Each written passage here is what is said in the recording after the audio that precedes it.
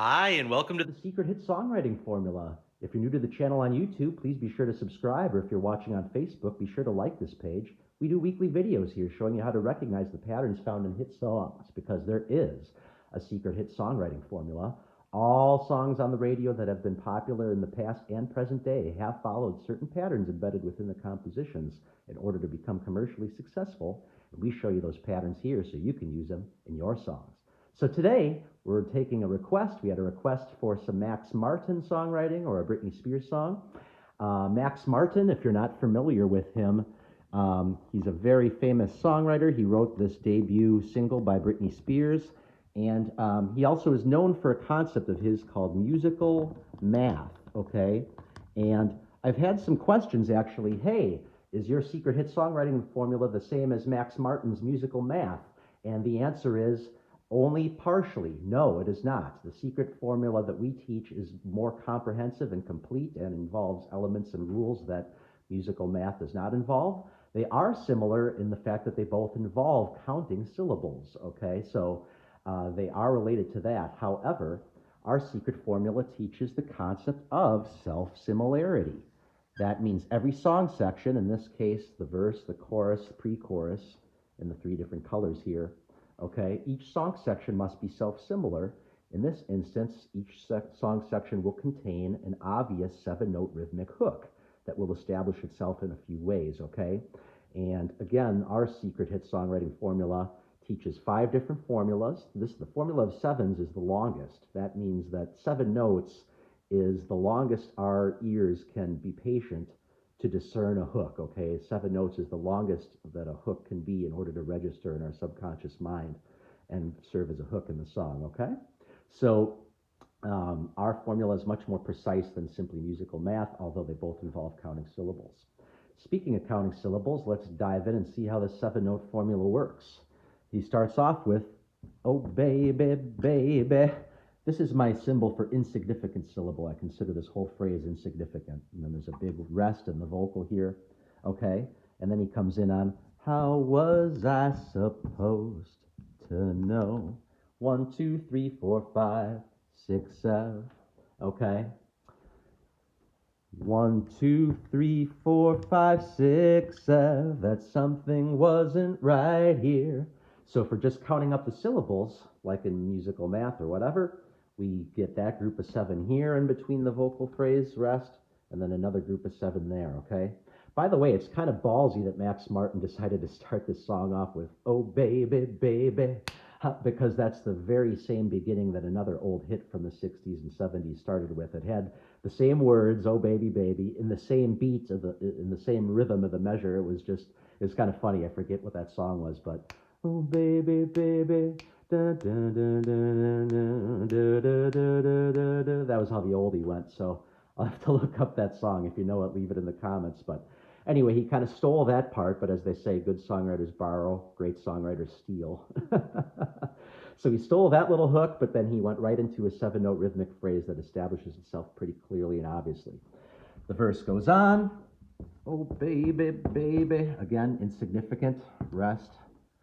I shouldn't have let you go. 1, 2, 3, 4, 5, 6, 7.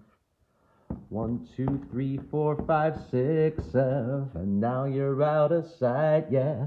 So if we just look at the verse there, we pretty clearly and obviously are establishing a 7-note rhythmic hook in the syllables, okay, with the exception of the oh baby babies, and that's fine, because not every phrase needs to come out perfectly into 7s. There's plenty there that do come into perfect 7s when we look at the phrases and the rests and the vocals.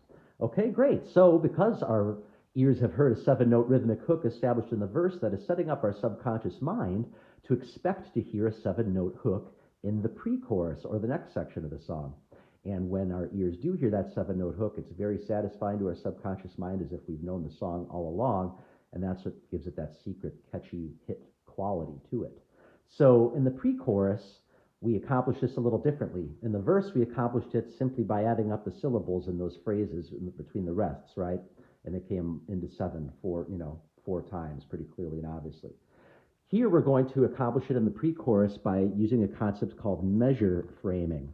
And again, measure framing is a concept that you can only get in our book, The secret hit songwriting formula, measure framing, isn't taught anywhere else. This is one of these specific rules. So measure framing is another way that hooks can establish themselves and the way they do that is by beginning and ending on the same beats of the measures each time they appear. And when they begin and end on the same beats of each measure each time they appear, then you can sprinkle other syllables before them or after them, and it won't matter because our subconscious mind is still latching on to the hook when it begins and ends in the measure. So the way that's going to be accomplished in the pre-chorus is by a hook beginning on beat 2 in one measure and ending on beat 2 in the following measure. So if we look at show me, see how I'm snapping my fingers to the beat? 1, 2, here's where beat 2 starts on the word me, right? That's where I'm going to start counting my syllables. 1, 2, 3, 4, 5, 7. 1, 2, 3, 4, 5, 6, 7 would be the proper way to sing it, right?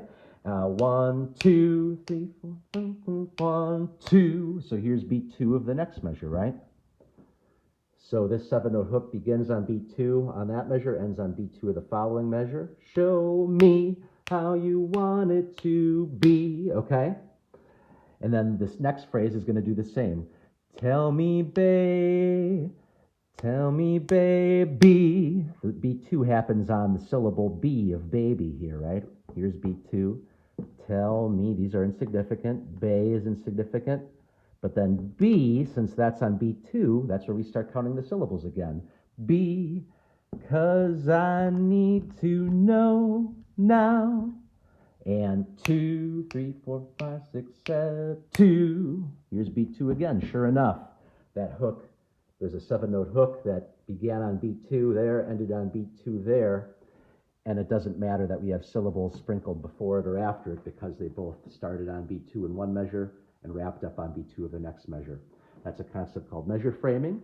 That's how the formula of sevens is accomplished in the pre-chorus.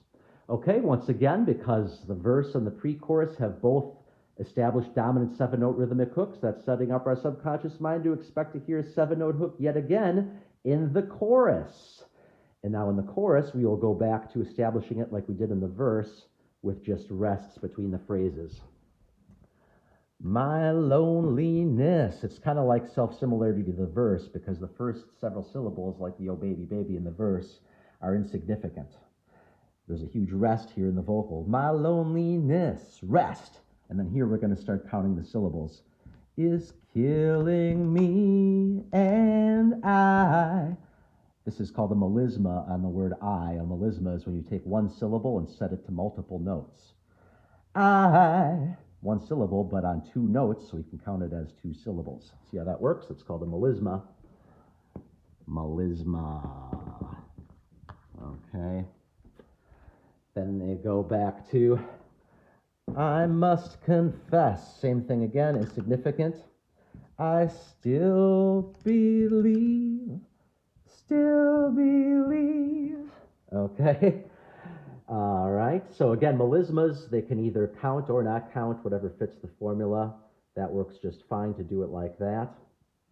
Now, these next, when I'm not with you, I lose my mind. Give me a sign.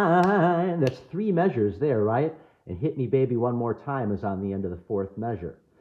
In our book, The Secret Hit Songwriting Formula, we teach that the 7 notes only needs to establish itself clearly and obviously once every 4 measures, as long as it does that a very specific set of ways that we talk about in the book. So I consider this whole phrase insignificant. And give me a sign because sure enough here on the 4th bar we have the clear 1, 2, 3, 4, 5, 6, 7. Hit me, baby, one more time.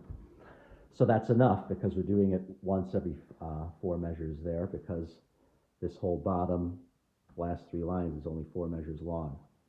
Okay, so there we go. The formula of sevens is accomplished in all 3 song sections. Self-similarity, right? It's more specific than musical math, okay, because there were rules we had to follow. There was measure framing to be followed in one section. And then there was the repetition of motifs between rests and the vocals that were followed in the other sections, right? So the formula of sevens is accomplished. If you need more help with these patterns and recognizing these formulas so you can use them to write songs that have the capability to become hits, please visit our website, www.secrethitsongwritingformula.com. We have the only ebook in the world there that gives away all these secret formulas that you can't get anywhere else, and it comes with a money-back guarantee. So check it out. Thanks for watching. We'll see you next time. Bye.